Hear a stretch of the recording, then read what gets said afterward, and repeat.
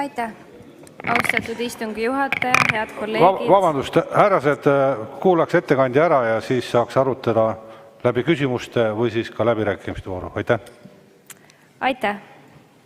Tutvustan teile siis keskkonnakomisjonis toimunud arutelu. Aset leidis see 14. aprillil.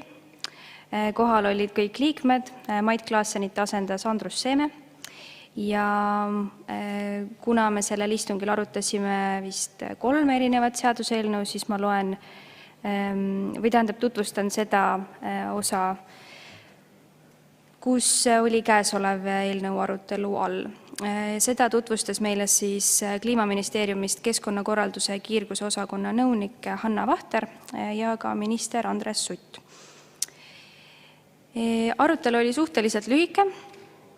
Minister selgitas siis, mida täpsemalt muudetakse, mis on selle seaduseelnõu eesmärk, peamiselt siis korrastada keskkonnakaitselubade süsteemi, vähendada bürokraatiat, ettevõtjate halduskoormust. Ja küsiti 2 küsimust. Ühe küsis Andres Metsoja, kes see polnud küsimus, see oli pigem märkus,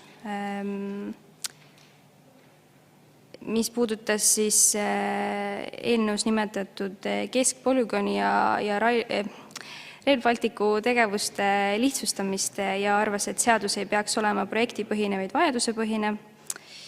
Ja mina siis küsisin eriasutuste menetluspädevuse reguleerimise kohta, et näiteks kuna eelnõu sätestab, et enam ei pea siis alla tonni biojäätmete kohtkompostimist registreerima, et kuidas siis riik nende üle arvestust peab.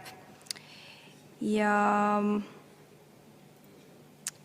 Kliimaministeeriumi esindaja vastas, et edaspidi siis teostab selliste asjade üle järelevalvet kohalik omavalitsus, aga ka kui on rikkumine, et mida ei ole tarvis esitada, mingisuguseid andmeid, mille järgi pole otsest vajadust, siis tegelikult seda ei peaks tegema, et see vähendab halduskoormust kõikidele osapooltele.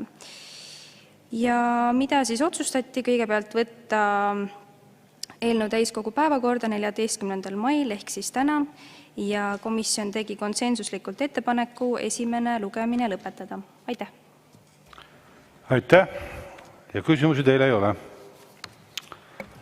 Avan läbirääkimised.